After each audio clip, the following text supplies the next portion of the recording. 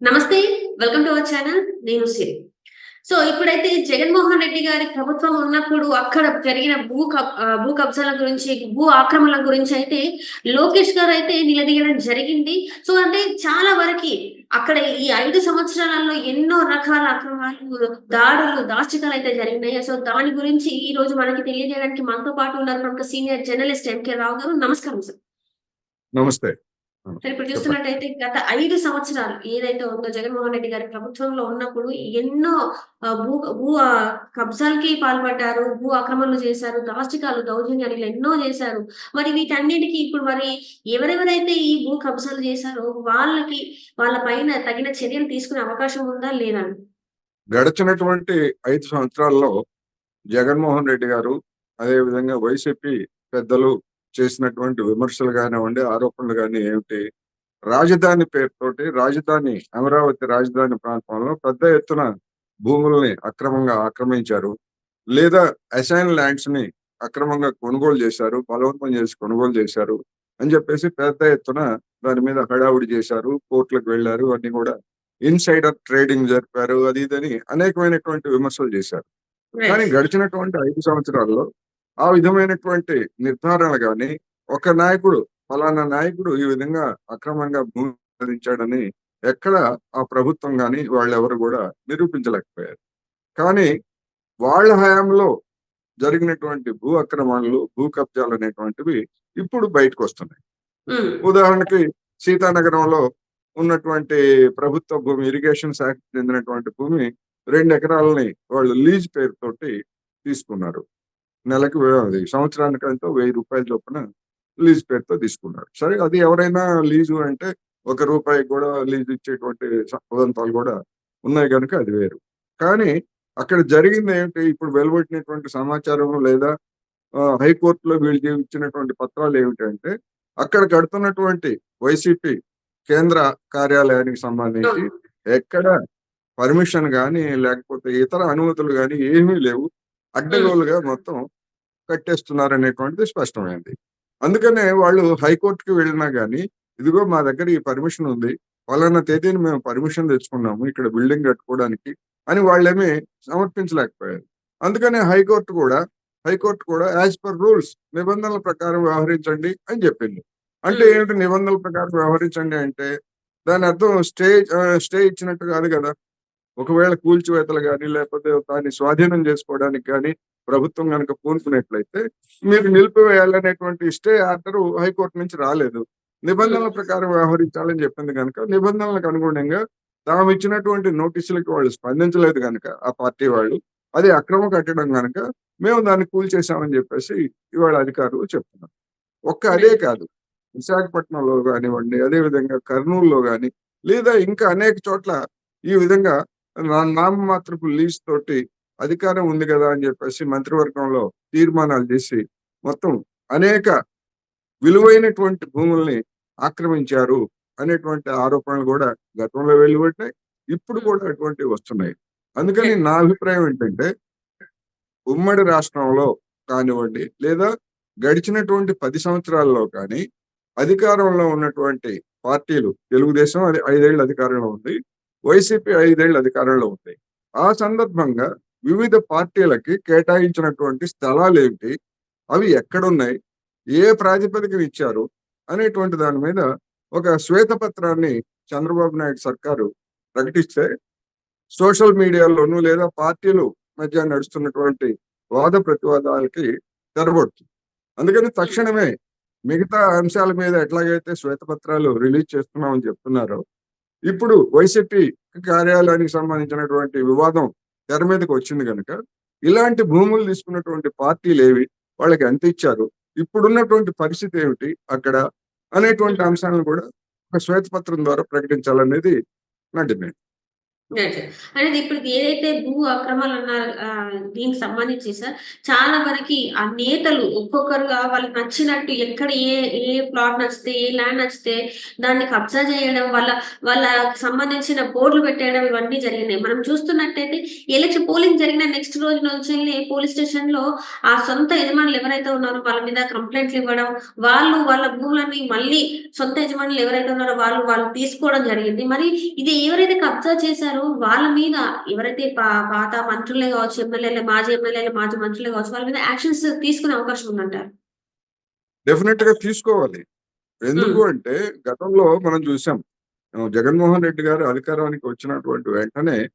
ప్రజావేదిక అనేటువంటిది కృష్ణా తీరంలో ఉన్నది. అది నిబంధనలకు విరుద్ధం. కృష్ణా తీరంలో ఎలాంటి భవనాలు, కట్టడాలు ఉండకూడదు కనుక మేము హ్మ్. దాన్ని కూల్చేసామని చెప్పారు. అప్పుడు వచ్చినటువంటి అభిప్రాయాలు ఏమిటి? ఒక్క ప్రజావేదికే కాదు, ఆ కృష్ణా కరకట్ట వెనకాల అంటే లోపల వైపు అనేకమైనటువంటి భవనాలు ఉన్నాయి. అందులో చాలా పెద్ద పెద్ద వాళ్ళు పారిశ్రామికవేత్తలుగా ఉన్నవాళ్ళు, లేదా వ్యాపారులుగా ఉన్నటువంటి వాళ్ళు, లేదా ఆశ్రమాల పేరుతోటి ఆక్రమణలు అనేటువంటివి జరిగాయి. మరి వాటన్నింటిని కూడా మీరు కూల్చేస్తారా? వాటిని స్వాధీనం చేసుకుంటారా? అన్నప్పుడు ఇదే వైసీపీ మంత్రులుగా ఉన్నటువంటి వాళ్ళు యెస్ మేమంతా వాటన్నింటిని కూడా మేము కూల్చేస్తాము లేదా స్వాధీనం చేసుకుంటామని చెప్పారు. కానీ హ్మ్. గడిచినటువంటి 5 ఏళ్లలో ఒక్కటంటే ఒక్క అక్రమ నిర్మాణాన్ని కూల్చివేయలేదు, స్వాధీనం కూడా చేసుకోలేదు. అప్పనంగా దాన్ని ఆక్రమణదారులైతే ఎవరైతే ఉన్నారో వాళ్ళకి అనుభవించడానికి అవకాశం ఇచ్చారు. Right sir. ఇప్పుడు అండ్ వైసీపీ అక్ యాహ్! ఇప్పుడు వైసీపీ అక్రమ కట్టడాన్ని కూల్చివేసినందువలన ఇప్పుడు తెలుగుదేశం పార్టీ మీద కూడా అటువంటి విమర్శలే వస్తాయి. హ్మ్. రాష్ట్రంలో ఇతర చోట్ల గూడా ఇలాంటి అక్రమ కట్టడాలే ఉంటే వాటిని కూడా ఇలాగే కూల్చివేస్తారా? స్వాధీనం హ్మ్. చేసుకుంటారా? అనేటువంటి హ్మ్. ప్రశ్న ఇప్పుడు 3 పార్టీల కూటమి ముందుంది. నా అవును సార్. అభిప్రాయం ఏంటంటే, వాటన్నిటిని గూడా అటువంటి వాటిని కూల్చివేయాలి. అనుమతి లేనటువంటి వాటిని, నిబంధనలకు విరుద్ధంగా ఉన్నటువంటి వాటిని సుప్రీం కోర్టే జెప్పింది. కేరళలో కొన్ని పదుల అంతస్తులు ఉన్నటువంటి పెద్ద పెద్ద భవనాలను కూడా కూల్చివేయించింది. హ్మ్. ఏది సముద్ర తీరంలో నిబంధనలకు విరుద్ధంగా ఉన్న వాటిని. అందువలన ఇప్పుడు తెలుగుదేశం ప్రభుత్వం యొక్క చిత్తశుద్ధి ఏమిటనేటువంటిది జనంలో రాబోయేటువంటి రోజుల్లో చర్చగా మారేటువంటి అవకాశం గూడా ఉంది. హ్మ్. సో, అట్లనే చూసుకుంటున్నట్టయితే 600,00,00,000 విలువైన 42 ఎకరాల భూములను కూడా కబ్జా చేసినట్టు తెలుస్తున్నది. ప్రజలకు ఇవ్వకుండా వాళ్ళు తీసుకున్నట్టు కూడా తెలుస్తుంది. మరి దీని మీద ఎలాంటి చర్యలు ఉండబోతున్నాయి సార్ మరి? వాటి మీద కూడా ఇప్పుడు అనేకమైనటువంటి ఆరోపణలు వస్తున్నాయి. ఆ హ్మ్. ఆరోపణలన్నిటిని మనం యాజ్ ఇట్ ఈస్‌గా మనం తీసుకోక్కర్లేదు. హ్మ్. అందువలన అందులో ఉన్నటువంటి వాస్తవాలేమిటి? అవాస్తవాలేమిటి? అక్రమంగా ఆక్రమించారా?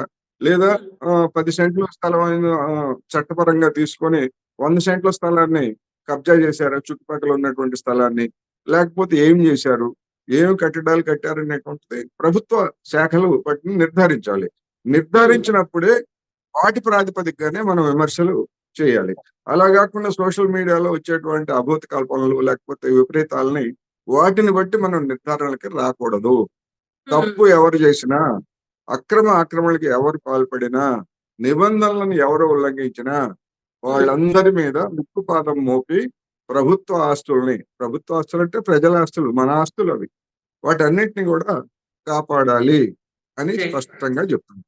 రైట్. అసలెందుకు సార్ జగన్మోహన్ రెడ్డి గారికి ప్యాలెస్‌ల పిచ్చంటారు? ఎందుకంటే ఇక్కడ హైదరాబాద్‌లో చూసుకున్నట్టయితే మనకు లోటస్ పాలెస్.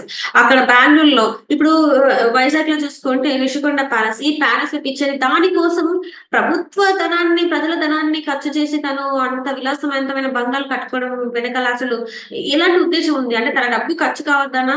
లేకపోతే ఏంటి అసలు? దీన్నెలా చూడాలంటారు? ఇప్పుడు హైదరాబాద్ లోటస్ పాండ్ గాని, లేదా బెంగుళూరులో జగన్మోహన్ రెడ్డి యలహంక గారు ప్యాలెస్. కట్టుకున్నటువంటి యెస్. ఆ భవనం కానివ్వండి, అది ఆయన సొంత డబ్బులతో కట్టుకున్నారు. హ్మ్. దాన్ని మనం ఏమి అభ్యంతర పెట్టాల్సినటువంటి అవసరం లేదు. అది సక్రమంగా కట్టారా? ఇప్పుడు మనం చూసాం. హైదరాబాద్‌లో ఉన్నటువంటి భవనానికి సంబంధించి కొన్ని ఆక్రమణలు చేశారని, ఆ ఆక్రమణల కోసం బల్దియా అధికారులు వాటిని కూల్చివేశారనేటువంటి వార్తలు కూడా మనకు తెలిసిందే. అవును సార్. అందుకని అటువంటి ఆక్రమణలు అట్లాంటివి ఏమన్నా ఉంటే ఆయా శాఖలు చట్టపరమైనటువంటి చర్యలు తీసుకోవచ్చు. అదేమి తప్పేం గాదు. ఎవరు కూడా చట్టానికి అతీతులు గాదు. హ్మ్. అందువలన అది వేరు. కానీ ఇక్కడ రిషికొండలో జరిగినటువంటిది ఏమిటంటే, ఋషికొండలో పర్యాటక రంగ అభివృద్ధి కోసం పాతబడినటువంటి భవనాలని నవీకరించి కొత్త భవనాలను కడతామనే పేరుతోటి అంటే ఆ సామాన్యులు కూడా ఉండేందుకు వీలైనటువంటి కట్టడాలను కడతాము, ఒక హోటల్ లాంటిది కడతామని చెప్పారు. కానీ జరిగింది ఏమిటి? ఆ భవనాలు రహస్యంగా కట్టారు. ఎవ్వరు పవన్ కళ్యాణ్‌తో సహా ఎవరు వెళ్ళినా వాటిని చూడటానికి కూడా అనుమతి ఇవ్వలేదు. మొత్తం అంతా ఏదో ఒక రహస్య వ్యవహారంగా దాన్ని సాగించారు. ఇప్పుడు చూసిన తర్వాత అక్కడ జరిగినటువంటి నిర్మాణాలు చూస్తే అవేవి కూడా సామాన్యులు ఒకరోజు ఉండటానికి కూడా వీలైనటువంటి ధరల్లో ఉండేటువంటి అవి విల్లాలు కావచ్చు లేదా భవనాలు కావచ్చు. అవి సామాన్యులు ఉండేటువంటివి కాదు. అందువల్ల గతంలో కూడా రిషికొండలో జగన్మోహన్ రెడ్డి గారు ఆయన ముందే చెప్పారు, నేను ఈ ఎన్నికల్లో గెలుస్తాను, గెలిచిన తర్వాత విశాఖపట్నంలోనే నేను ప్రమాణ స్వీకారం చేస్తాను, నేను అక్కడే ఉంటాను అని చెప్పినప్పుడు రిషికొండలో ఉన్నటువంటి నిర్మాణాలు అందుకోసమే అనేటువంటి అభిప్రాయం జనానికి అందరికి కలిగింది. కానీ ఇప్పుడు ఏమంటున్నారు, అభిప్రాయం అందుకు కాదు, ఎవరో విదేశాల నుంచి వచ్చేటువంటి రాష్ట్రపతులు ప్రధానులు వాళ్ళందరూ వచ్చినప్పుడు అని చెప్పేసి ఇప్పుడు చెప్తున్నారు. అవును. నిజానికి విశాఖపట్నంలో రాష్ట్రపతులు వచ్చినా లేదా ప్రధానమంత్రులు వచ్చినా ఆ ఋషికొండ భవనాలు లేకముందే అక్కడ విలాసవంతమైనటువంటి స్టార్ హోటల్స్ ఉన్నాయి. అదేవిధంగా నేవీకి సంబంధించినటువంటివి లేదా షిప్ యార్డ్‌కి సంబంధించినటువంటి ఆధునికమైనటువంటి ఈ ఈ మన గెస్ట్ హౌస్‌లు కూడా ఉన్నాయి. హ్మ్. అందుకని గతంలో నరేంద్ర మోడీ గారు వచ్చినప్పుడు కూడా ఆయనేమి రోడ్డు మీద కూర్చోలేదు గుడారం వేసుకొని. హ్మ్. విలువైనటువంటి భవనాల్లోనే ఉన్నారు. మరి అప్పుడేమి రిషికొండ ప్యాలెస్ లేదు. అందుకని రైట్. ఏంటంటే ఒకటి ఎందుకు తాటి చెట్టు ఎందుకు ఎక్కావంటే దూడగడ్డి కోసం అని చెప్పినట్టుగా ఇప్పుడు బీజేపీ నాయకులు రిషికొండ ఎందుకు కట్టారంటే ఎవడో విదేశాల నుంచి వస్తాడంట. రైట్. ఎవడొచ్చాడు? గతంలో వచ్చిన వాళ్ళు ఎక్కడున్నారు? ఇప్పుడు కూడా అక్కడే ఉంటారు. Right sir. దానికోసం అంత ఖర్చు అవసరం లేదు. Right sir. Right sir. Right. Thank you so much sir. మీరు మాతో పాటు జూమ్ కాల్‌లో వచ్చినందుకు ధన్యవాదాలు సార్.